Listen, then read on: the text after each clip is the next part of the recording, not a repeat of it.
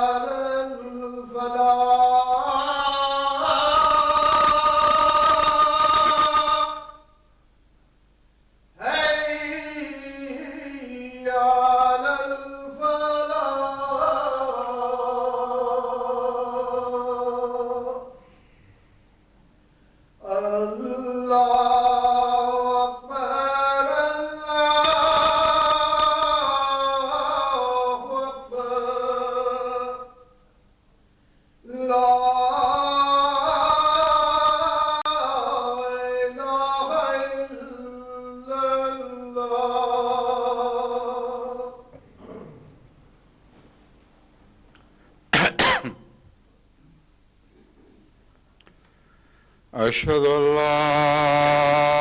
إله إلا الله وحده لا شريك له وأشهد أن محمدا عبده ورسوله. أما بعد فأعوذ بالله من الشيطان الرجيم. بسم الله الرحمن الرحيم. الحمد لله رب العالمين الرحمن الرحيم مالك يوم الدين. إياك نعبد وإياك نستعين. اهدنا الصراط المستقيم صراط الذين أنعمت عليهم غير المغضوب عليهم ولا الضالين.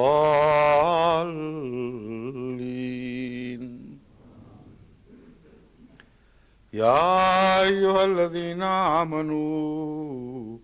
أنفقوا من طيبات ما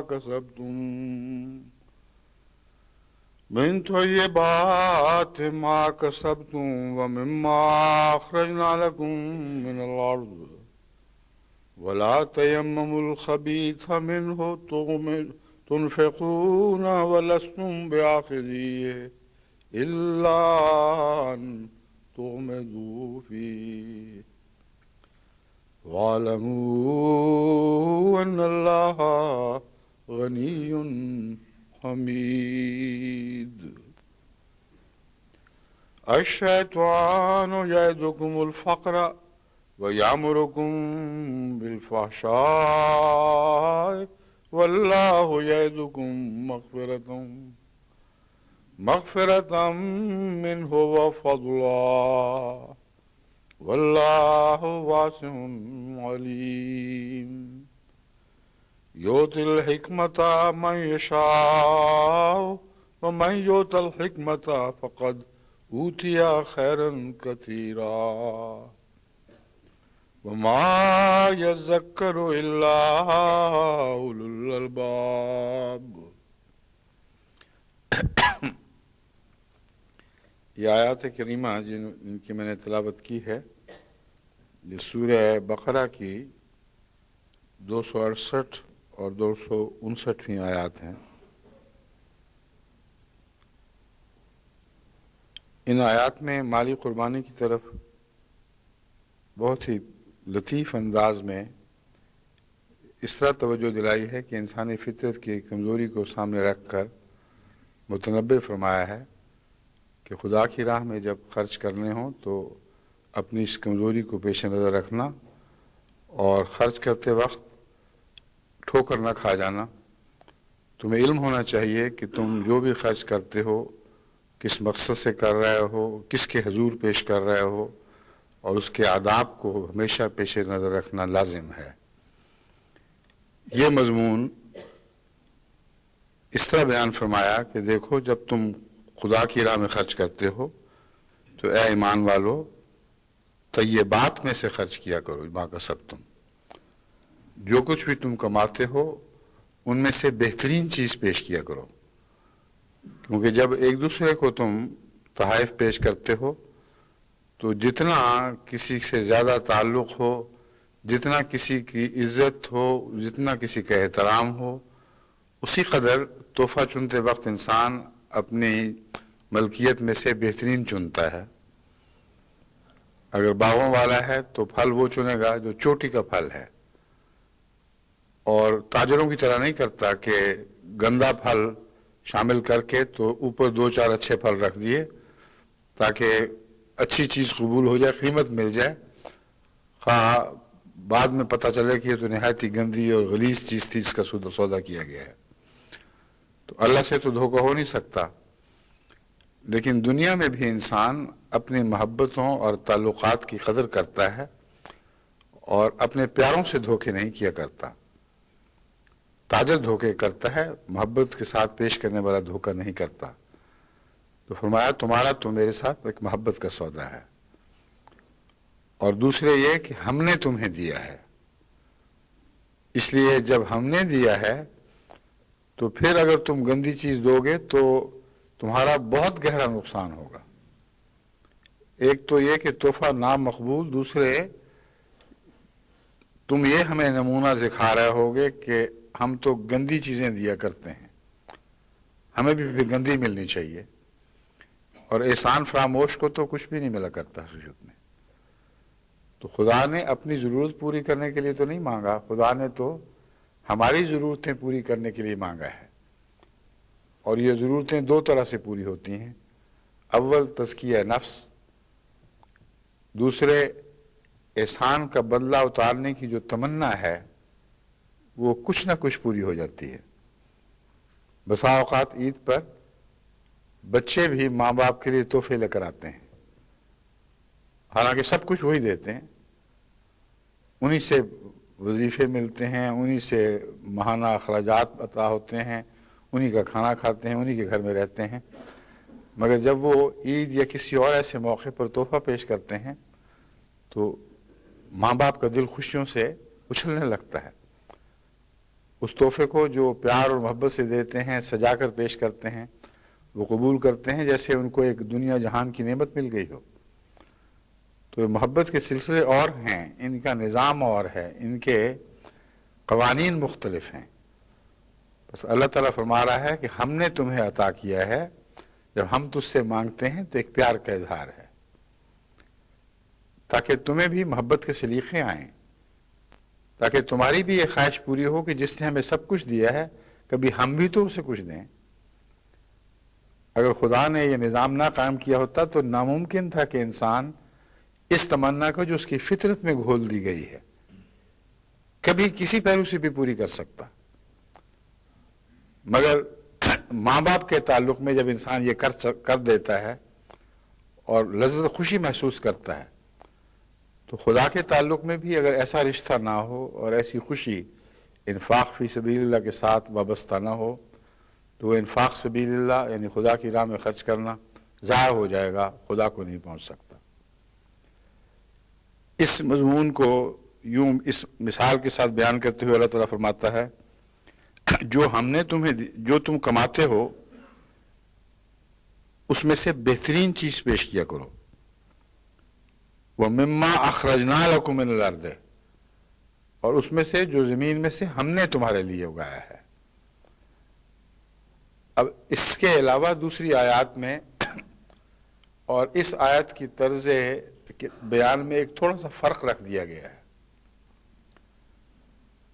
جو ابتدائی آیت ہے جس میں نفاق کا حکم ہے، انفاق فی سبیل اللہ کا حکم ہے،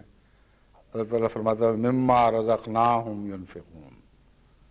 جو کچھ ہم انہیں عطا کرتے ہیں اس میں سے وہ دیتے ہیں۔ اور یہاں فرمایا ہے من طیبات ما کسبتم، جو تم کماتے ہو اس میں سے بہترین دو۔ یہ اس لیے کہ انسان کے ضمیر کی پیاس بجھے، اس کو وقتی طور پر یہ خیال آئے کہ جو میں نے کمایا ہے میں اس میں سے دے رہا ہوں، مگر اس جاہلانہ خیال کی نفی کرنے کے لیے کہ جو تم نے کمایا ہے گویا تم ہی گھر سے لے کے آئے ہو، ساتھ ہی یہ بھی فرما دیا جو کچھ زمین اگاتی ہے وہ ہم ہی تو پیش کر اگاتے ہیں، عطا کا آغاز ہم سے ہے، مگر پھر بھی تم نے محنت میں حصہ لیا ہے، محنت کر کے اس میں حصہ ڈال دیا ہے۔ تو ہم کہتے ہیں تم اپنی محنت سمجھو اور اپنی محنت میں سے جو بہترین ہے وہ ہمارے حضور تحفے کے طور پر پیش کرو، اور یہ نہ کرنا ولا تیمموا الخبیث منہ، جو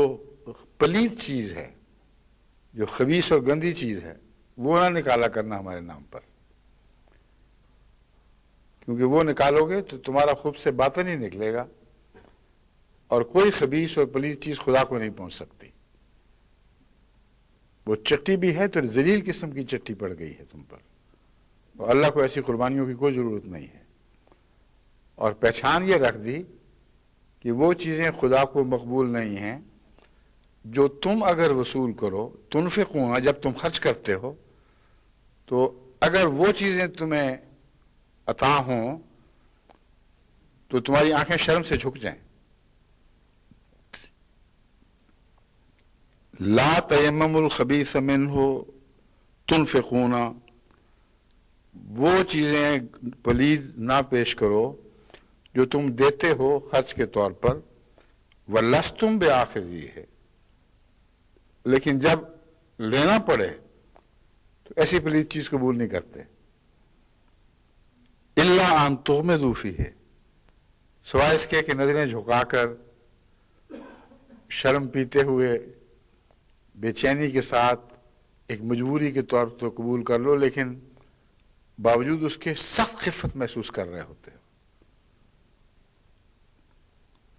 وَاعْلَمُوا أَنَّ اللَّهَ غَنِيٌّ حَمِيدٌ، اور جان لو کہ اللہ تو غنی ہے اور قابل تعریف ہے، غنی ہونے کے لحاظ سے اس کو تمہاری کوئی ضرورت نہیں ہے، حمید ہونے کے لحاظ سے اس کو خبیث چیز پہنچ ہی نہیں سکتی۔ جو گندی چیز کسی کو دے گا، جو صاحب حمد ہے، اس کو گند تو نہیں پہنچ سکتا، ناممکن ہے، اس کو وہی چیز ملے گی جو قابل حمد ہو، تعریف کے لائق ہو۔ تو تمہارا تعلق خدا سے کٹ جائے گا بجائے اس کے کہ خدا سے تمہارا تعلق قائم ہو۔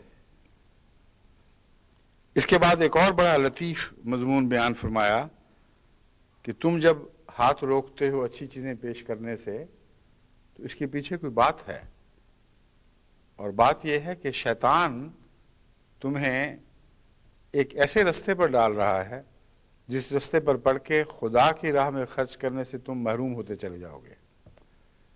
اور پھر بھی تمہاری آرزویں پوری نہیں ہو سکیں گی۔ تمہارے نفس کی پیاس کبھی بجھ نہیں سکے گی، اور تم بد سے بدتر حال میں مبتلا ہوتے چلے جاؤ گے۔ الشیطان یعدکم الفقر، خدا کی راہ میں جو کنجوسی کرنے والے ہیں ان کا آغاز اس بات سے ہوتا ہے کہ شیطان انہیں فقر سے ڈراتا ہے، تم غریب ہو جاؤ گے، فقیر بن جاؤ گے،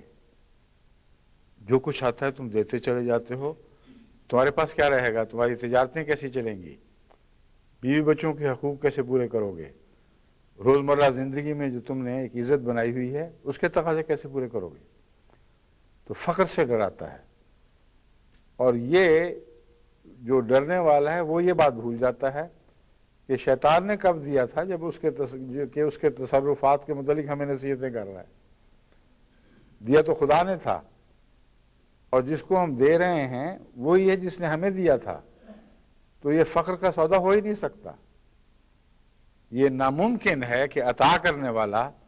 لے اور اس طرح لے کہ اس کو غریب اور فقیر اور منگتا بنا کر چھوڑ دے۔ اگر یہ تھا تو پھر دینے کی ضرورت ہی کیا تھی؟ تو ایک ایسی ناممکن بات ہے جو کسی صورت میں بھی عقل میں آ نہیں سکتی، لیکن پھر بھی ڈر جاتے ہو، تو بے وقوف بڑے ہو۔ شیطان جس کا کوئی تعلق ہی نہیں تمہارے رزق سے، ہاں بعض صورتوں میں تعلق تم خود بنا لیتے ہو، جب ناجائز رزق کماتے ہو تو پھر شیطان کا تم پر دخل ہوتا ہے، مگر اللہ نے یہاں ناجائز رزق کی بات ہی نہیں شروع کی، فرمایا ما جو تم کماتے ہو طیبات میں سے۔ تو یہاں اس گروہ کی بات ہو رہی ہے جو ناجائز نہیں کما رہے، جو ناجائز کمانے والے ہیں ان سے تو اللہ مانگتا ہی نہیں کبھی۔ کب خدا نے کہا ہے کہ اپنی حرام کی کمائیوں میں سے مجھے پیش کرو؟ وہ بحث میں شامل ہی نہیں مضمون۔ بس جن کو خدا نے دیا ہے شیطان نے نہیں دیا، وہ بڑے بے وقوف ہوں گے اگر شیطان کے ڈرانے سے ڈر جائیں اور خدا کی راہ میں جس نے ان کو عطا فرمایا ہے خرچ کرنے سے پیچھے ہٹ جائیں۔ اور شیطان اس کے ساتھ کیا کہتا ہے؟ یہ بہت ہی گہرا نفسیاتی مضمون ہے کہ فقر سے ڈراتا ہے لیکن فحشاء کیا حکم دیتا ہے، اور فحشاء وہ زندگی ہے جس میں انسان کو بے حد خرچ کرنا پڑتا ہے، اور شیطان کا جھوٹا ہونا اسی سے ثابت ہو جاتا ہے کہ تمہیں فقر سے ڈراتے ہوئے ایسی باتوں کے شوق لگا دیتا ہے، ایسی تمناؤں کو بھڑکا دیتا ہے جو بہت مہنگی ہوتی ہیں،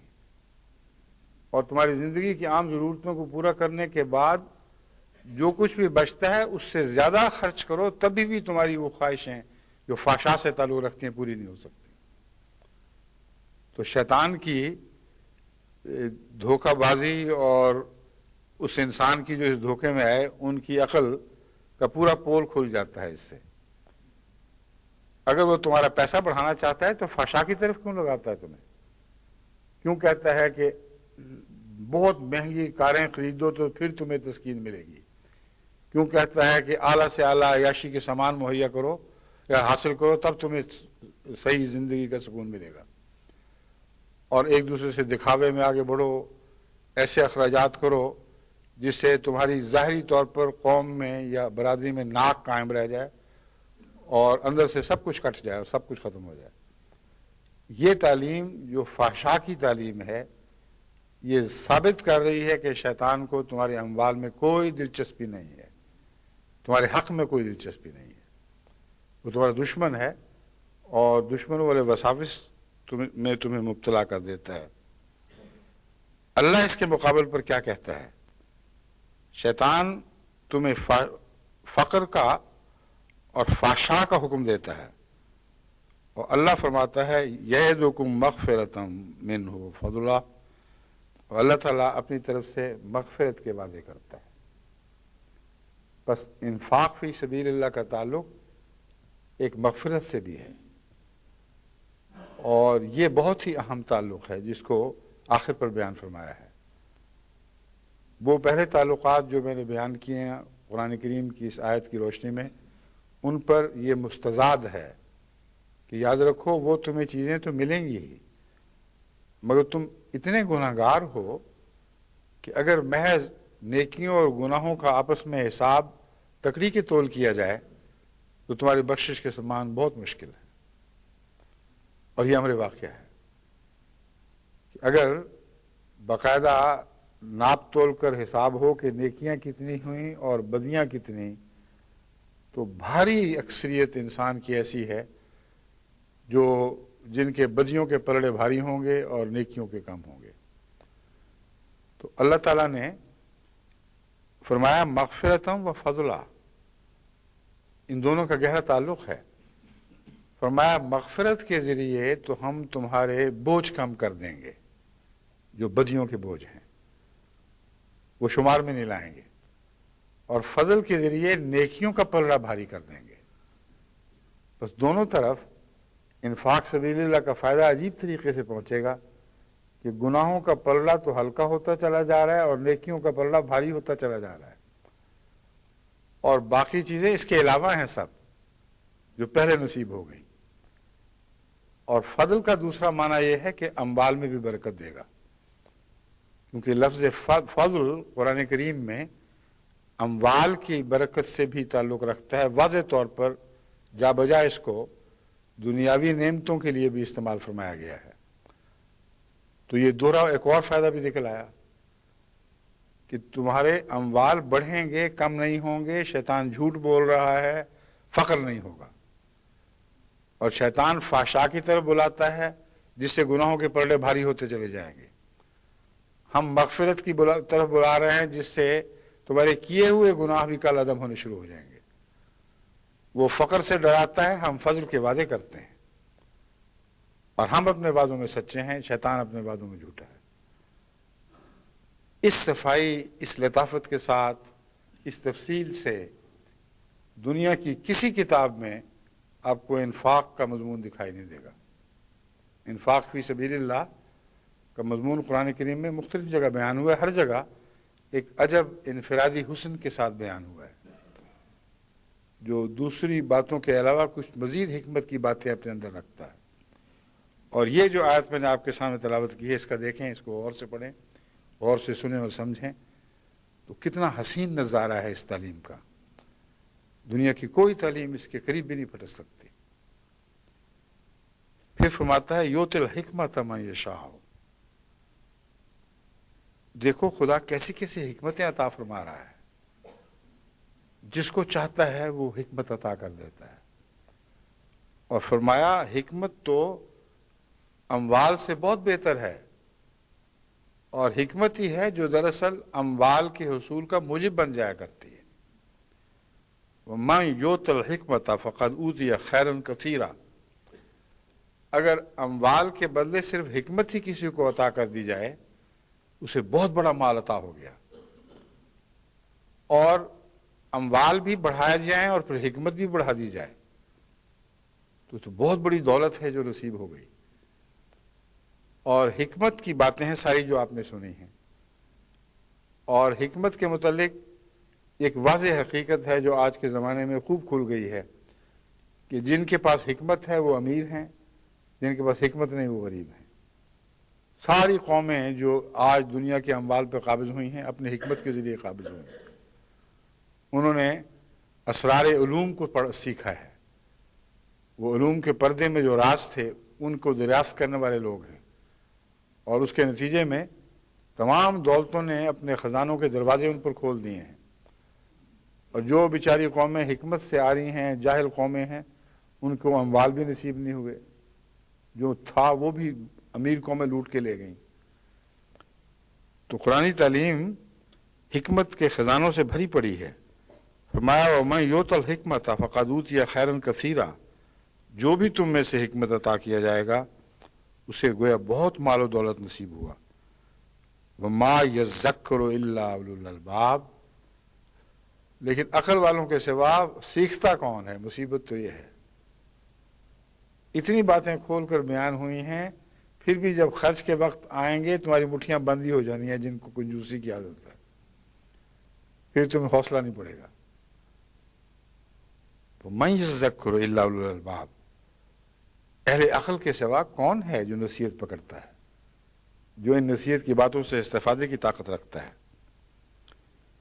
یہ جو مضمون ہے یہ اس کے آئندہ آگے آیتوں میں بھی یہ چل رہا ہے، لیکن میں آج صرف ان 2 آیتوں پر اکتفا کرتے ہوئے وقف جدید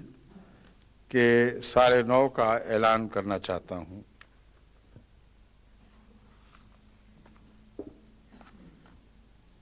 وقف جدید کا 1995 میں 41واں سال طلوع ہوا ہے، 40واں سال غروب ہو رہا ہے اور 96 میں 41واں سال طلوع ہو رہا ہے۔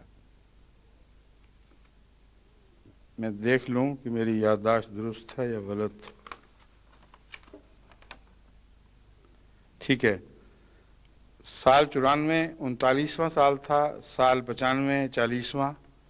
اور اب جس سال میں ہم داخل ہو چکے ہیں یہ خدا تعالیٰ کے فضل سے وقف جدید کا 41واں سال ہے۔ اور جماعت احمدیہ بحیثیت مجموعی جو خدا کی راہ میں خرچ کر رہی ہے اور جس انداز سے خرچ کر رہی ہے، اس پہلو سے حضرت اقدس مسیح موعود علیہ الصلوۃ والسلام کی صداقت کی یہ ایک ایسی زندہ دلیل ہے جو سورج کی طرح روشن ہے۔ دن کو سورج بن کر چمکتی ہے تو رات کو چاند بن کے نور برساتی ہے۔ دن رات جماعت احمدیہ جو خدا کی راہ میں قربانیاں پیش کر رہی ہے، ان کے اندر ایسا نور ہے کہ اس کی کوئی مثال دنیا میں کہیں دکھائی نہیں دیتی۔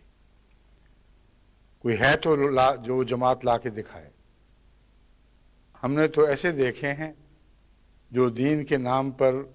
جمعیتیں بھی بناتے ہیں، خدمتیں بھی کرتے ہیں، مگر اس وقت تک جب کوئی پیسہ عطا کرنے والا ہاتھ ان کو عطا کرتا رہے۔ کسی حکومت نے امداد بند کر دی تو ان کی خدمتیں بھی وہیں ختم ہو جاتی ہیں۔ مگر وہ جماعت جو مذہب کے نام پر، خدا کے نام پر بنی نوع انسان کی خدمت بھی کر رہی ہو اور مذہب کی خدمت بھی کر رہی ہو، یعنی دینی روحانی اقدار کی بھی،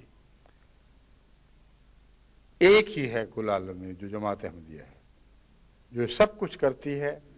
اور انفاق فی سبیل اللہ کے ذریعے کرتی ہے۔ کوئی غیر ہاتھ اس کو عطا نہیں کر رہا، ہاں اللہ کا ہاتھ ہے جو عطا فرماتا ہے۔ اور یہ بات کہ خدا کی خاطر کرتے ہیں، طیبات دیتے ہیں، جو کمایا وہ خدا کی عطا سمجھتے ہوئے اس کے حضور عاجزانہ طور پر پیش کرتے ہیں اور اس میں لذت محسوس کرتے ہیں۔ یہ اس طرح ثابت ہوتی ہے یہ بات کہ ہر سال قربانی کرنے والا آگے بڑھتا جاتا ہے۔ وہ شخص جس کو قربانی کرتے ہوئے تکلیف محسوس ہو، وہ 2-4 سال چلے گا، اس کے بعد تھک کے رہ جائے گا، کہے گا بس کافی ہوگی، جو دینا تھا دے دیا، اب نہ ہمارے دروازے کھٹکھٹائے جائیں۔ اور جن کو، یعنی جماعت احمدیہ کے جن مخلصین کو خدا کی راہ میں قربانی کی عادت ہے، اگر سیکریٹری مال ان کے دروازے کھٹکھٹانا چھوڑ دے تو وہ جا کے دروازے کھٹکھٹاتے ہیں، کہتے تم کیا بات ہوگی، تم ہمارے لیے ہم سے چندہ لینے نہیں آئے۔ اور دیکھو اگر اس طرح سستی کی تو پھر ہو سکتا ہے ہم سے غفلت ہو جائے اور یہ روپیہ کہیں اور خرچ ہو جائے۔ اور جو ان سے بھی آگے سبقت لے جانے والے ہیں وہ سوچ بھی نہیں سکتے کہ یہ روپیہ جو خدا کے لیے وقف کیا ہے کسی اور جگہ خرچ ہو جائے۔ وہ یہ دیکھتے ہیں کہ وہ روپیہ جو ہم نے فلاں غرض کے لیے رکھا ہوا تھا کیوں نہ خدا کی راہ میں خرچ کر دیں، کیونکہ پھر توفیق ملے نہ ملے۔ اور ایسے واقعات بڑی کثرت سے ہر سال ہوتے ہیں، اور بڑی کثرت سے خدا تعالیٰ کا یہ وعدہ جو فضل کی صورت میں ان معنوں میں ہے کہ ہم بڑھانے والے بھی ہیں، یہ بھی پورا ہوتا چلا جاتا ہے۔ ایسے حیرت انگیز واقعات آئے دن میرے سامنے آتے ہیں کہ عقل دنگ رہ جاتی ہے۔ ایک آدمی نے وعدہ کیا ہے معین طور پر، وعدہ کرتے وقت پوری طرح دل کو اطمینان نہیں ہے کہ میں پورا بھی کر سکوں گا، مگر اخلاص تھا، ہمت تھی، وہ وعدہ کر دیا، اور پھر دعا کی کہ اللہ اسے پورا کرنے کے سامان فرمائے۔ پھر جس طرح غیب سے وہ سامان پیدا ہوتے ہیں، اور بسا اوقات بین ہی اتنی رقم اچانک ملتی ہے جو وعدہ کی گئی تھی، یعنی اگر 7,572 روپے کا وعدہ کیا کسی نے تو خدا تعالیٰ یقین دلانے کی خاطر کہ یہ میں نے خصوصیت سے تمہارے اخلاص کو قبول کرتے ہوئے اس لیے دی ہے کہ تم اپنا تحفہ مجھے پیش کر سکو، اور رقم جو ملتی ہے 7,572 ہی ہوتی ہے۔ اب یہ جو واقعات ہیں یہ جماعت احمدیہ کی تاریخ میں ایک زندہ اور جاری اور ساری حقیقت بن چکے ہیں، کوئی ماضی کے قصے نہیں ہیں۔ جیسے کل تھے ویسے آج بھی ہیں، جیسے آج ہیں ویسے کل بھی ہوں گے، اور یہ نشان صداقت اور عظمت کا نشان سوائے جماعت احمدیہ کے دنیا میں اور کسی جماعت کو عطا نہیں ہوا۔ پھر وہ لطف ایسا محسوس کرتے ہیں جیسا کہ میں نے بیان کیا ہے کہ وہ ہر سال ہر آنے والے وقت میں قربانی میں پہلے سے بڑھ جاتے ہیں۔ صاف ثابت ہے کہ وہ محبت کے نتیجے میں خرچ کر رہے ہیں، چٹی والے تو ایسا نہیں کیا کرتے۔ کل جو لقاء مع العرب کا پروگرام تھا اس میں منیر عدلوی صاحب نے مجھ سے ایک سوال کیا کہ نئے سال کی باتیں ہو رہی ہیں، پرانے سال جا رہا ہے، لوگ خوشیاں منا رہے ہیں، جماعت احمدیہ کا کیا موقف ہے؟ اس میں جو میں نے تفصیل سے ان کو موقف سمجھایا، کل ایک یہ بات بھی ان کو سمجھائی کہ جماعت احمدیہ کا ہر آنے والا سال گزرے ہوئے سال سے لازماً بہتر ہوتا چلا جاتا ہے۔ یہ ناممکن ہے کہ جماعت احمدیہ پر کوئی ایسا سال طلوع کرے جو پچھلے سالوں سے کسی طرح نیکیوں میں پیچھے رہ جائے، وہ ضرور آگے بڑھتا ہے۔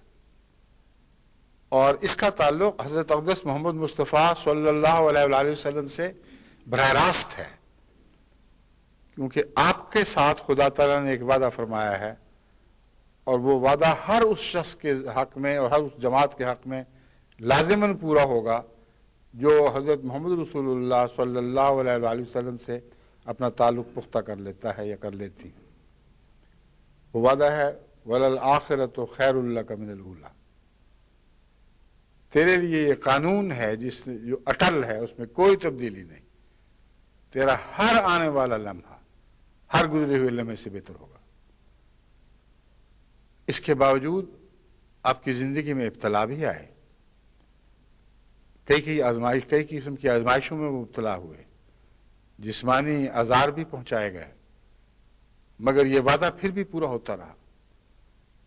کوئی اظہار ثانی، کوئی رستے کی روک آپ کے اور آپ کی جماعت کے قدم آگے بڑھنے سے روک نہیں سکی۔ بس یہ مراد نہیں ہے کہ وقتی تکلیفیں نہیں آئیں گی، مراد یہ ہے کہ دشمن جو چاہے کر لے، ناممکن ہے کہ تیرے آنے والے لمحات کو گزرے ہوئے لمحات سے بدتر کر کے دکھا دیں، لازماً زیادہ شان سے چمکیں گے، لازماً ان کو زیادہ رفتیں عطا ہوں گی۔ بس جماعت احمدیہ، میں نے ان سے مختصراً یہ کہا، ویسے تو تفصیل سے مضمون بیان کر رہا ہوں، مگر اس وقت میں نے ان کو اس معاملے میں کہا کہ اس بات کی ایک زندہ مثال موجود ہے، اور یہ بھی ثابت کرتی ہے کہ ہمارا تعلق اس رسول سے ہے جس کے حق سے میں یہ وعدہ فرمایا گیا تھا، اور ہمارے حق میں وہ وعدہ پورا ہو رہا ہے اور دوسری جماعتوں کے حق میں نہیں ہو رہا۔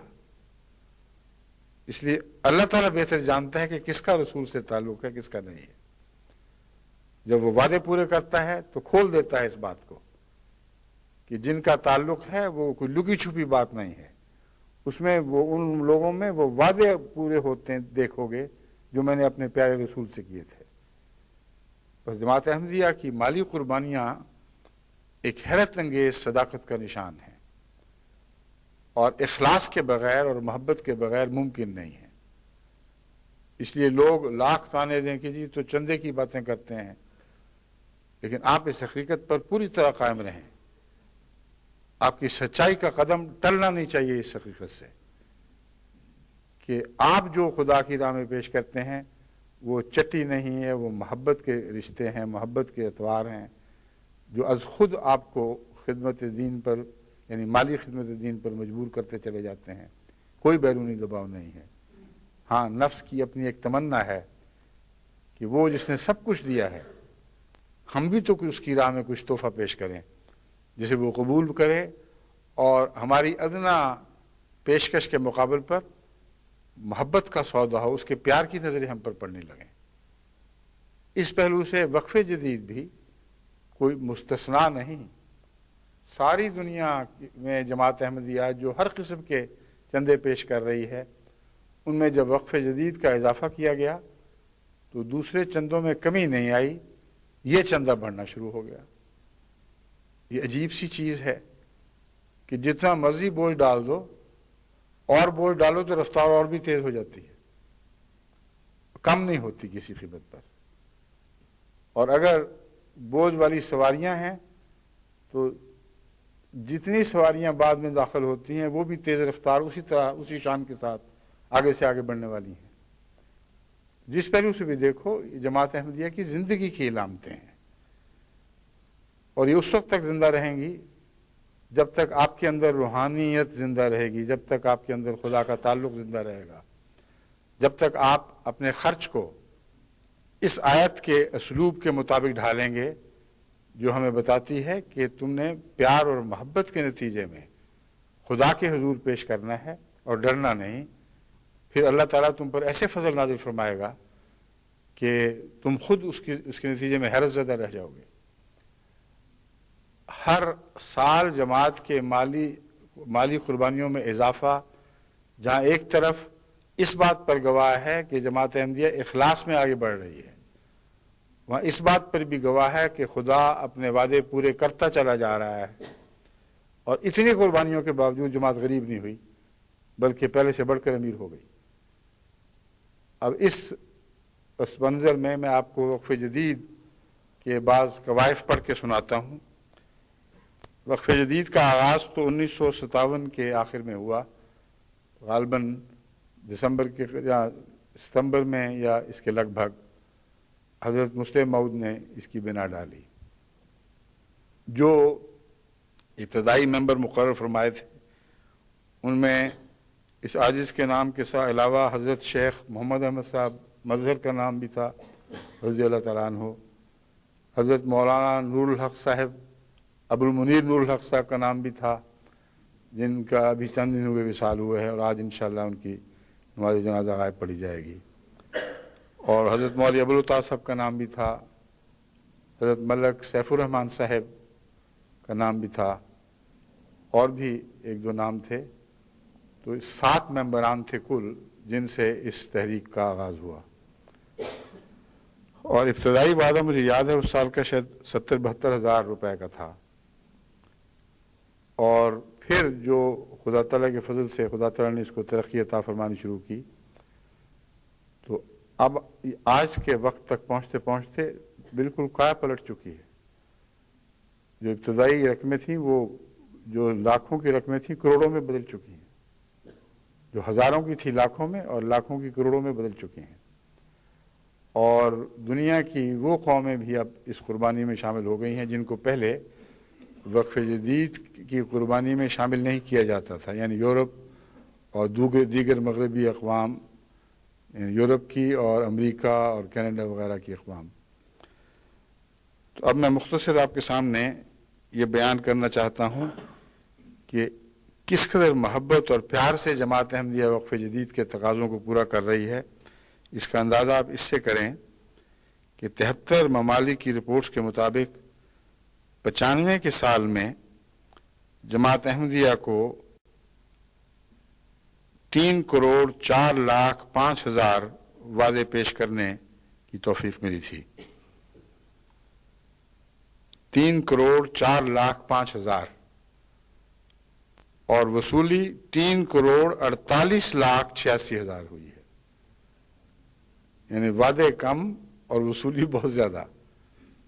اور اس میں سب سے آگے امریکہ نے قدم رکھا ہے ماشاءاللہ۔ اس کی جب میں تفصیل بیان کروں گا تو امریکہ والوں کے انگلستان والوں کے لیے کافی سوچ بچار کے سامان ہیں اس میں۔ ایک طرف آپ کا امریکہ سے مقابلہ ہے، دوسری طرف ہندوستان سے بھی ہے، اور میں آپ کو وقت پہ متنبہ کر دینا چاہتا ہوں کہ ہندوستان دوڑ میں بہت پیچھے سے شروع ہوا اور آپ کے قریب پہنچ چکا ہے۔ انٹرنیشنل کرنسی میں اگر اس کو تبدیل کر کے پیش کروں تو 5,77,700 پاؤنڈ کے وعدے تھے، یعنی آپ کی کرنسی، انگلستان کی کرنسی میں اگر ڈھالوں اس کو، اور اس کے مقابل پر وصولی خدا کے فضل سے 6,70,900 پاؤنڈ ہوئی۔ یہ وصولی کی جو خبریں ہیں یہ دراصل ابھی تک مکمل نہیں ہوئیں، کیونکہ وصولی بعد میں بھی ہوتی رہتی ہے۔ جب رپورٹیں آتی ہیں تو اس وقت تک جو رقمیں آ چکی ہوتی ہیں سب رپورٹوں میں شامل نہیں ہو سکتی، کیونکہ حساب کتاب میں، دفتری انتقالات میں وقت لگتے ہیں، اور بعض لوگ اپنی وصولیاں سال ختم ہونے کے بعد بھی پچھلے سال کے حساب میں کرتے رہتے ہیں اور مرکز کو بھیجتے رہتے ہیں۔ تو یہ جو خدا کے فضل سے حیرت انگیز وصولی کی رقمیں آپ نے سنی ہیں، ان سے انشاءاللہ تعالی زیادہ ہوگی، کم نہیں ہوگی۔ اب میں بعض سالوں کے مقابلے آپ کے سامنے رکھتا ہوں، یعنی پچھلے 2 سالوں کے مقابلے۔ سال 39 میں یعنی 1994 میں 4,82,000 پاؤنڈ کے وعدے تھے اور وصولی 5,26,886 کی تھی۔ تو یہ کوئی اتفاقی واقعہ نہیں ہے کہ وعدوں سے وصولی آگے بڑھ گئی ہے، پچھلے 2 سالوں کے موازنے میں بھی یہی ہوا تھا۔ سال 94 میں 4,82,000 کے وعدے اور وصولی 5,26,000 کی تھی۔ سال 40 میں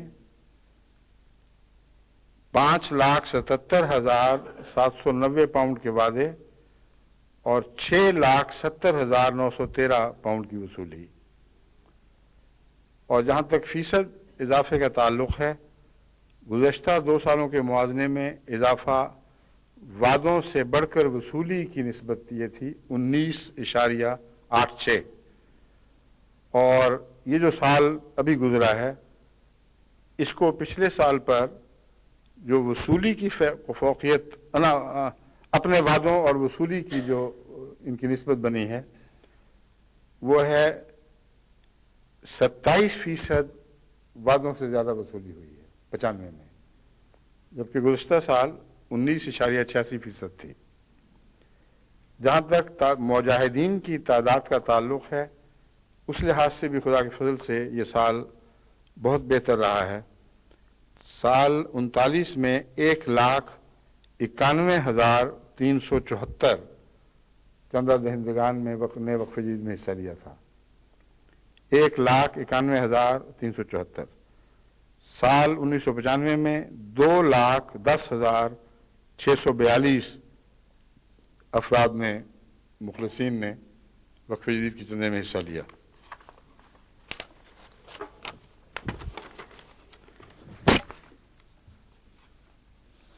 جہاں تک امریکہ کی غیر معمولی خدمات کا اور سبقت کے جوش کا تعلق ہے، میں نے پہلے بھی بتایا تھا کہ امریکہ نے ایک فیصلہ کیا۔ میں ایک دفعہ جب وہاں گیا تو امام احمد نے مجھ سے بات کی، جو امیر ہیں امریکہ کے، کہ ہم نے غور کیا آپس میں کہ جب بھی کسی ملک کی سبقت لے جانے کا ذکر ملتا ہے تو ہمارے دل میں بڑی ایک قسم کی بے چینی سی پیدا ہو جاتی ہے۔ جہاں خوشی بھی ہوتی ہے وہاں بے چینی بھی، کہ کاش کسی مد میں تو ہماری سبقت کا بھی ذکر آئے۔ تو بہت غور کے بعد ہم نے سمجھا کہ دوسرے بڑے بڑے چندوں میں تو ہم اپنی تعداد اور حالات کے لحاظ سے دنیا کو پیچھے نہیں چھوڑ سکتے، تو وقف جدید کے چندے کو اپنے لیے خاص مطمع نظر بنا لیں اور یہ فیصلہ کریں کہ سارے مل کر وقف جدید میں بہرحال سب دنیا کی جماعتوں سے آگے بڑھنے کی کوشش کریں گے۔ اس وعدے کو وہ پھر سال بسال پورا کرتے رہے اور مسلسل ان کا قدم ترقی کی طرف بڑھا ہے۔ چنانچہ اس سے آپ دیکھ لیجئے کہ اس وقت دنیا بھر کی جماعتوں میں پاکستان کے سوا باقی سب جماعتوں سے امریکہ کی جماعت آگے بڑھ گئی ہے، جو چندوں کے لحاظ سے بھی آگے بڑھ گئی ہے، وعدوں کے مقابل پر وصولی حاصل کرنے کی رفتار سے میں بھی آگے بڑھ گئی ہے، اور تعداد چندہ دہندگان بڑھانے میں بھی آگے بڑھ گئی ہے۔ امریکہ کا گزشتہ اس سال کا 95 والے سال کا وعدہ $1,70,000 تھا، اور بڑی خوشی سے مجھے فون پر وہاں سے بتایا گیا کہ الحمدللہ ہم نے بڑی چھلانگ لگائی ہے، اور اس دفعہ وعدہ $1,70,000 کا ہے۔ وصولی پتہ کتنی ہوئی ہے؟ $2,90,000۔ مجھے انہوں نے بتایا، وہ خود یقین نہیں آ رہا تھا ان کو کہ عجیب بات ہے اللہ کی شان کہ ہم 1,70,000 کو زیادہ سمجھ رہے تھے، اور خدا نے ایسا ولولہ پیدا کر دیا ہے دلوں میں کہ وصولی کی جو آخری خبر موصول ہوئی ہے وہ $2,90,000 کی ہے، اور چندہ دہندگان کے اعتبار سے بھی ماشاءاللہ گزشتہ سال کے مقابل پر 49% اضافہ ہوا ہے، اور وہی اضافہ غالباً اس وصولی کی طرف بھی، وصولی پر بھی اثر انداز ہوا ہے، کیونکہ جن کو بعد میں انہوں نے چندہ دہندہ بنایا ہے ان کے پہلے وعدوں میں نام نہیں آیا ہوگا، ظاہر بات ہے، تو اس کی وجہ سے ان کی پھر وصولی کی رفتار خدا کے فضل سے، یا وصولی کی نسبت خدا کے فضل سے بڑھ گئی۔ ویسے الحمدللہ کہ آج تک پاکستان کو یہ جھنڈا سب جھنڈوں سے بلند رکھنے کی توفیق مل رہی ہے۔ تمام دنیا میں سب سے زیادہ وقف جدید کے میدان میں قربانی کرنے کی پاکستان کی جماعتوں کو توفیق ملی ہے۔ پیچھے سے بہت آگے آ کر بڑھنے والی جماعتوں میں سے امریکہ اب نمبر 2 آ گیا ہے، پاکستان کے بعد ان کا نمبر 2 ہے، لیکن فرق اب تھوڑا رہ گیا ہے، اس لیے بعید نہیں کہ اگلے سال یہ اپنی خواہش کے مطابق دنیا کی وقف جدید کی قربانی میں نمبر 1 جماعت بن جائیں۔ جرمنی سب چندوں میں اللہ کے فضل سے اچھا اور مخلص اور متوازن قربانیاں کرنے والا ہے۔ وقف جدید میں جرمنی کی پوزیشن نمبر 3 ہے، اور اب آپ انتظار کر رہے ہوں گے کہ برطانیہ کی باری آ جائے۔ میں بھی یہاں رہتا ہوں آج کل، لیکن افسوس کہ کینیڈا نے برطانیہ کو پیچھے چھوڑ دیا، حالانکہ کینیڈا باقی چندوں کے لحاظ سے ان سے پیچھے ہے، اس کی مالی استطاعت جماعت برطانیہ کی مالی استطاعت سے کم ہے، مگر اس کو خدا نے توفیق بخش دی کہ کینیڈا کے 32,000 پاؤنڈ کے مقابل پر برطانیہ کی طرف سے 26,000 پاؤنڈ پیش ہوئے ہیں، اور خطرناک بات یہ ہے کہ انڈیا 6 نمبر پر آ کر 21,963 پاؤنڈ کی قربانی پیش کر رہا ہے، جبکہ اس سے پہلے چند سینکڑوں یا ہزاروں تک، چند ہزار سے زیادہ نہیں ہوا کرتی تھی۔ اب ہندوستان اور برطانیہ کے اقتصادی حالات کا موازنہ بھی کریں، اور احمدیوں کی تعداد کا موازنہ بھی کریں، اور پھر ان کو ملا کر دیکھیں تو پھر صحیح تصویر سامنے آئے گی۔ تعداد کے لحاظ سے اس وقت ہندوستان کی تعداد جو میں نے اندازہ لگایا ہے وہ تقریباً 7 گنا زیادہ ہے، یعنی اگر 1 احمدی ہے یہاں تو وہاں 7 احمدی ہیں، اور جو بہت سے نامبین اب آ رہے ہیں ان کو میں شمار نہیں کر رہا، کیونکہ ابھی ہم نے ان کو سنبھالا نہیں ہے۔ 50,000 جو گزشتہ سال آئے تھے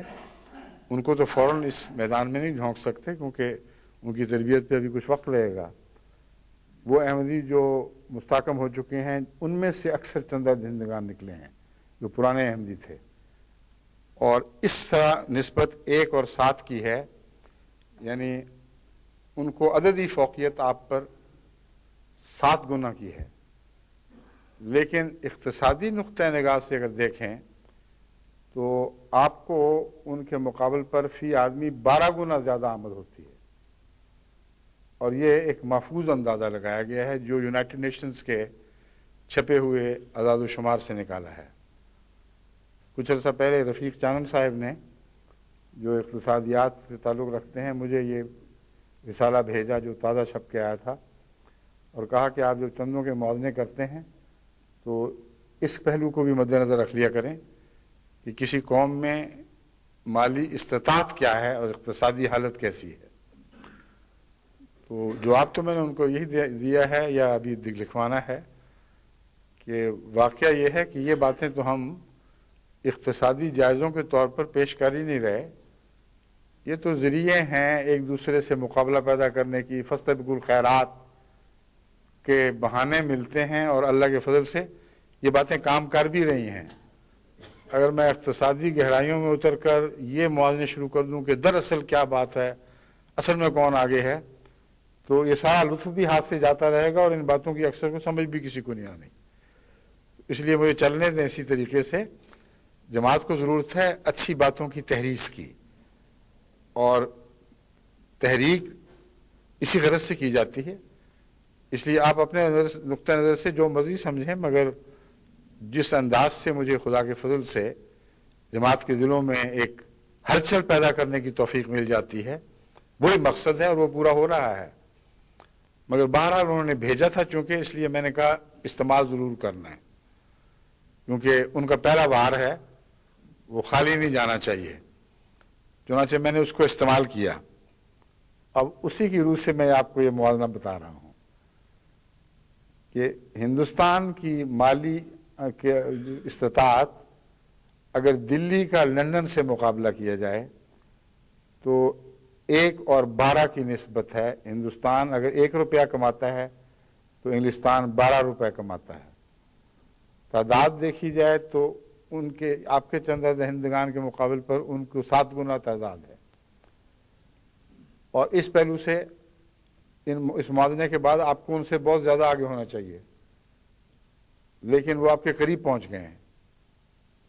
اور بعید نہیں کہ اگلے سال یا اس سے اگلے سال آپ کو پیچھے چھوڑ جائیں۔ اس لیے پتہ نہیں میں نے یہ کہہ کے آپ کے دلوں کو ہلایا ہے یا آپ الحمدللہ کر کے بیٹھ گئے ہیں کہ چلو اچھا ہوا ہمارے بھائی کو فوقیت مل گئی۔ جہاں مقابلے ہوں وہاں بھائی نہیں دیکھے جاتے۔ قرآن کریم فرماتا ہے لِكُلِّ وِجْهَةٌ هُوَ مُوَلِّيهَا فَاسْتَبِقُوا الْخَيْرَاتِ۔ بھائی بھائی بنا دیا ہے تمہیں، لیکن مقابلہ پھر بھی کروانا ہے، اور وہ مقابلہ یہ ہے کہ تمہارے لیے ہم نے یہ مطمع نظر بنا دیا ہے کہ نیکیوں میں ضرور ایک دوسرے سے آگے بڑھو گے۔ اس لیے جب نیکیوں میں مقابلہ ہو پھر بھائی بھائی نہیں دیکھنا، پھر ضرور آگے بڑھنے کی کوشش کرنی ہے۔ سوئٹزرلینڈ کا نمبر 7 ہے، اور سوئٹزرلینڈ اس پہلو سے مالی اقتصادی حیثیت کے لحاظ سے دنیا کی اول سب سے اونچی قوموں میں سے ہے۔ جو یونائٹڈ نیشنز کی طرف سے چارٹ چھپتے ہیں وہ ان کا طریقہ یہ ہے، وہ کہتے ہیں فرض کرو سوئٹزرلینڈ 100 ہے تو امریکہ کتنا ہے، انگلستان کتنا ہے، یا وہ شہروں کے موازنے کر کے بتاتے ہیں کہ اگر زیورخ کتنا ہے تو لندن کتنا ہے، اور کوپن ہیگن کتنا ہے، وغیرہ وغیرہ۔ تو اس پہلو سے جو میں موازنہ بتا رہا ہوں، سوئٹزرلینڈ کو خدا کے فضل سے تمام دنیا میں اقتصادی برتری اگر سب ملکوں پر نہیں تو اکثر ممالک پر حاصل ہے۔ اس پہلو سے ان کا آگے آنا خوشی کی بات تو ہے، مگر اتنی تعجب کی بات نہیں۔ انڈونیشیا بھی مالی قربانیوں میں ترقی فرما کر رہا ہے، اس کا 8واں نمبر ہے، بیلجیم کا 9واں نمبر ہے، اور جاپان کا 10واں نمبر ہے۔ بعض دوسرے چندوں میں جاپان آگے نکل جاتا ہے، یہ ہوتا رہتا ہے، کبھی اس دوڑ میں کوئی، کبھی دوسری دوڑ میں کوئی اور، تو اس پہ کچھ پجمردہ ہونے کی ضرورت نہیں ہے، کوشش کرتے رہیں، خدا جب جس کو توفیق دے اسی کو کامیابی نصیب ہوگی۔ فی کس مالی قربانی کے لحاظ سے سوئٹزرلینڈ نمبر 1 ہے۔ اگر سوئٹزرلینڈ کے یونائٹڈ نیشن کے چارٹ کی طرح 100 نمبر مقرر کیے جائیں تو دوسرے نمبر پر امریکہ آتا ہے، اس کے 73 نمبر بنیں گے۔ تیسرے نمبر پر بیلجیم آتا ہے جس کے 61 نمبر بنیں گے۔ چوتھے پہ کوریا جس کے 29، اور جاپان کو 5ویں نمبر پر یہاں قربانی میں رکھا ہوا ہے، لیکن دنیا میں وہ سوئٹزرلینڈ کے بعد نمبر 2 ہے۔ پر کیپیٹا انکم کے لحاظ سے سوئٹزرلینڈ کے اگر 100 نمبر ہیں تو جاپان کے 86 نمبر یونائٹڈ نیشنز نے مقرر کیے ہیں۔ یا پر کیپٹا انکم سے مراد تجارتی انکم مراد نہیں ہے، بلکہ ویجز، یعنی ایک آدمی جب نوکری کرتا ہے تو اس کو جو تنخواہ ملتی ہے اس کے اعداد و شمار سے یونائٹڈ نیشن نے یہ موازنہ شائع کیا ہے۔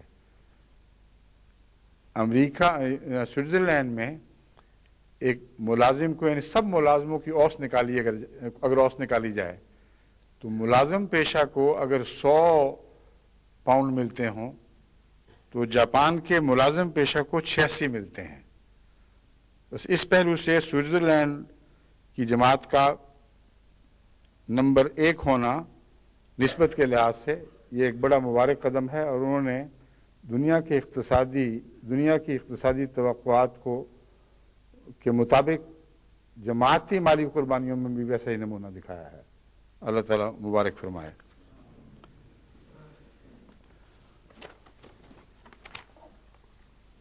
پاکستان کے موازنے میں صرف اتنا بتانا کافی ہے، لمبی فہرستیں پڑھنے کا تو وقت نہیں ہے،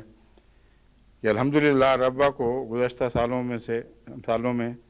ہمیشہ اول آنے کی توفیق ملتی رہی ہے، اس دفعہ بھی اول آیا ہے۔ اور نمبر 2، جہاں تک بالغان کی قربانی کا تعلق ہے، دفتر بالغان الگ ہے، دفتر اطفال الگ ہے۔ ربوہ نمبر 1 ہے، کراچی نمبر 2 ہے، اور لاہور نمبر 3 ہے۔ جہاں تک اضلاع کا تعلق ہے، اسلام آباد، پھر سیالکوٹ، پھر راولپنڈی، پھر فیصل آباد، گوجرانوالہ، گجرات، شیخوپورہ، سرگودا، عمرکوٹ، کوئٹہ، یہ 10 اضلاع ہیں جن کو اسی ترتیب سے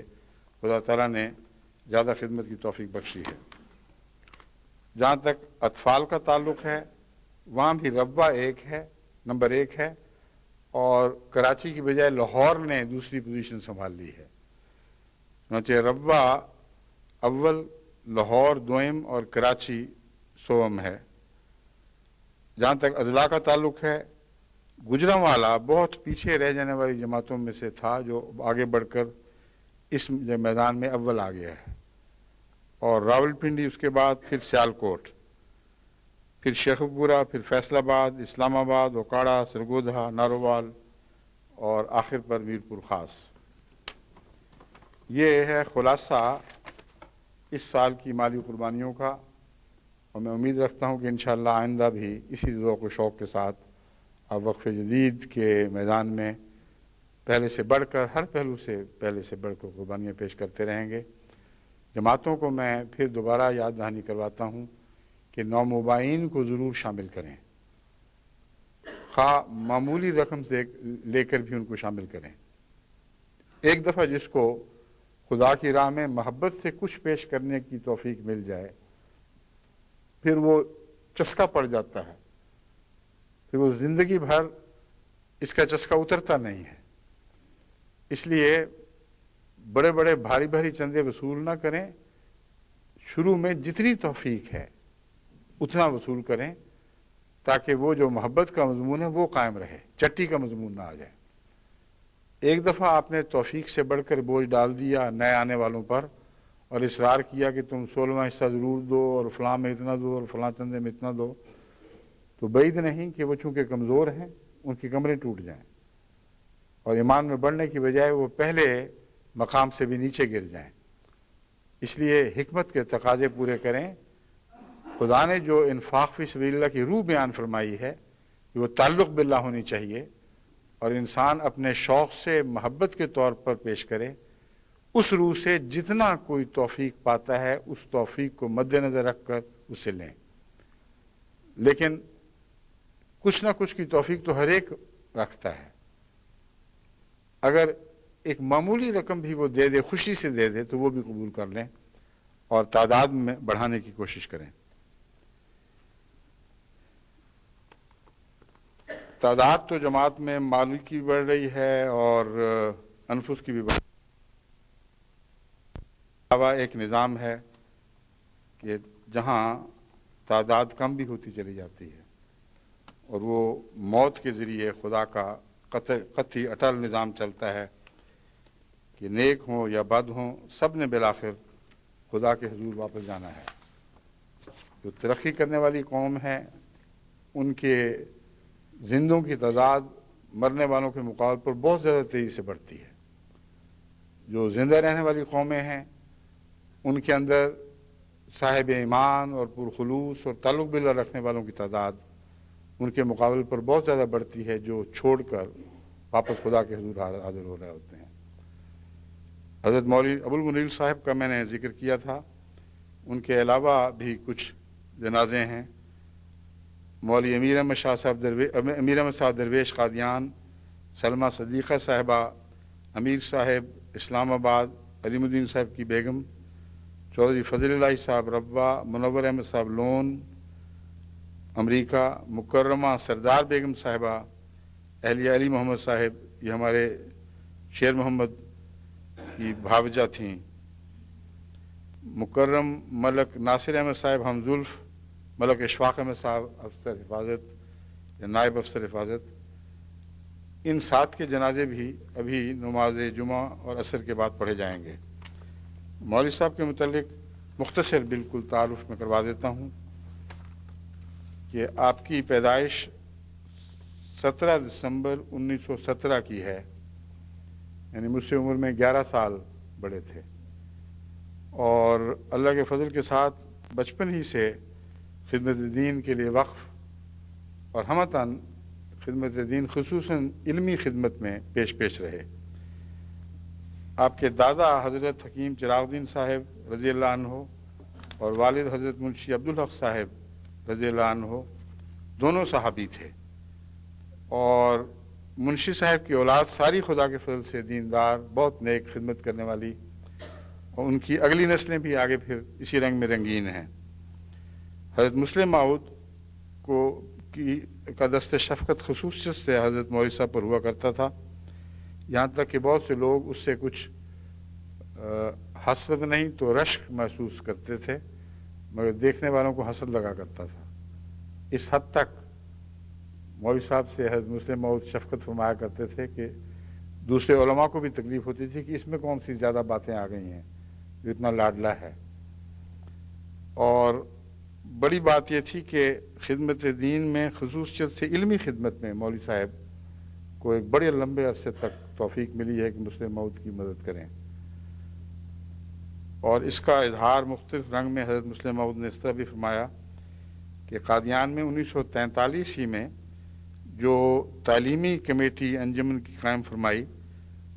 جس کے صدر حضرت مرزا بشیر احمد صاحب رضی اللہ تعالیٰ عنہ تھے، اس میں مولوی صاحب کو بھی اپنی کم عمری کے باوجود اس زمانے کے لحاظ سے اس کا ممبر بنایا، اور باقی ممبر جو تھے ان کا اندازہ کریں، حضرت مرزا بشیر احمد صاحب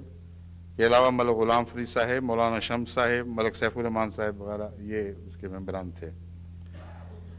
پھر ایک موقع پر آپ کو ناظر انخلاء آبادی مقرر فرمایا گیا۔ جامعۃ المبشرین میں 1949 میں آپ بطور مدرس مقرر ہوئے۔ اس سے آپ کو اندازہ ہوگا کہ جماعت میں جو عہدے ہیں ان کی کوئی خاص قیمت نہیں ہے، خدمت ہے بس۔ کسی وقت بھی کسی شخص کو کبھی ناظر بنا دیا جائے، کبھی استاد بنا دیا جائے، مجال ہے جو کبھی ماتھے پر بل پڑے کہ میں ناظر تھا اب میں استاد بنا دیا گیا ہوں، اسی طرح شوق اور ولولے سے ہنستے کھیلتے مسکراتے ہوئے خدمت سر انجام دینے کی روح ہے جو جماعت کو زندہ رکھے ہوئے ہے۔ تو وہاں میرے بھی استاد تھے، قرآن کریم کے لیے ہمارے حضرت مولوی نور الحق صاحب بھی استاد ہوا کرتے تھے، اور بڑی شفقت کا تعلق تھا، بے تکلفی بھی تھی۔ بچے ان کو تعلیم میں چھیڑا بھی کرتے تھے اور یہ مسکرا کر حوصلے کا ثبوت دیا کرتے تھے کافی۔ یہ عجیب قسم کے ہمارے تعلقات ہوتے تھے، ادب بھی ہوتا تھا، بے تکلفیاں بھی تھیں۔ وقف جدید کا قیام ہوا ہے تو آغازی سے، جیسا کہ میں نے بیان کیا ہے، آپ بھی وقف جدید کے ممبر رہے، اور ہم ہمیشہ مالی معاملات میں حضرت مولوی صاحب کو ضرور مقرر کیا کرتے تھے، کیونکہ یقین تھا کہ یہ مالی نگرانی میں بہت اعلیٰ مرتبہ رکھتے ہیں، اور یقین ہوتا تھا کہ کسی غلط خرچ کی اجازت ہی نہیں دیں گے۔ اس لیے دستخط، امانتوں پر دستخط کے لیے مولوی صاحب کا نام ضروری تھا، اور اکاؤنٹس کو دیکھنے کے بعد جب تسلی کر لیتے تھے کہ ہر چیز درست خرچ ہو رہی ہے، تب دستخط کیا کرتے تھے۔ پھر اراکین افتاح میں بھی آپ رہے، دارالقضاء کے بورڈ میں بھی رہے، اور قرآن پبلیکیشنز، ناظم بک ڈپو، سیکٹری نصرت پرنٹرز رہ کر اہم خدمات سر انجام دیں۔ اب جب میں جو قرآن کریم کا اردو میں ترجمہ کر رہا ہوں، اس میں بھی حسب سابق، جیسا کہ حضرت مسلم موعود بعض علماء سے خدمتیں لیا کرتے تھے، میں نے ایک ترجمۃ القرآن کمیٹی بنائی ہے ربوہ میں، جو میرے ترجمے پر نظر ڈالتے ہیں گہری، کہیں کوئی گرامر کی غلطی میری لا علمی کی وجہ سے رہ گئی ہو، یا کوئی ایسا نقطہ جو میری توجہ میں لانا ضروری ہو، وہ بڑی محنت سے اس پر غور کرتے ہیں، تفصیل سے چھان بین کر کے اپنا معافی ضمیر میرے سامنے رکھ دیتے ہیں۔ پھر میں فیصلہ کرتا ہوں کہ ان کی بات سے اتفاق کروں یا نہ کروں۔ بسا اوقات کرتا ہوں، بسا اوقات یہ بھی ہوتا ہے کہ اکثر تجویزیں رد کرنی پڑتی ہیں، وہ سمجھتے ہیں تو بڑی خوشی سے پھر قبول کر لیتے ہیں کہ ہاں یہ بات درست ہے۔ تو اس طرح ہم مل جل کر خدمت کر رہے ہیں۔ مولوی نور الحق صاحب کو بھی اس میں مقرر کیا گیا تھا، اور اس میں انہوں نے بہت اہم کردار ادا کیا ہے۔ ہر میٹنگ میں شامل ہوتے تھے اور بڑی گہری نظر سے مشورہ بھیجا کرتے تھے۔ جب میں مشورہ رد بھی کر دیتا تھا تو خوش ہوتے تھے، وہ کہتے تھے ہاں میں سمجھ گیا ہوں، آپ کی بات درست، میری غلط۔ اور جب قبول کرتا تھا تو شاید اور بھی زیادہ خوش ہوتے ہوں۔ مگر اچھے تعلقات رہے ہمیشہ ان سے، اللہ ان کو غریق رحمت فرمائے۔ وہ پود جو واقفین کی اس زمانے کی قادیان کی پود ہے، وہ عجیب بے نظیر پود تھی۔ کچھ رہ گئے ہیں، بہت سے رخصت ہو گئے، جو رہ گئے ہیں اللہ تعالیٰ ان کو بھی اپنے پیار اور اپنی رضا کی چادر میں لپیٹ کر یہاں سے لے جائے، اور جو چلے گئے ہیں ان پر بے شمار رحمت نازل فرمائے۔ بس اس کے بعد نماز جمعہ کے بعد نماز عصر ہوگی، کیونکہ آج کے دن چھوٹے ہیں، اور اس کے مان بعد انشاءاللہ ان سب کی نماز جنازہ پڑھی جائے گی۔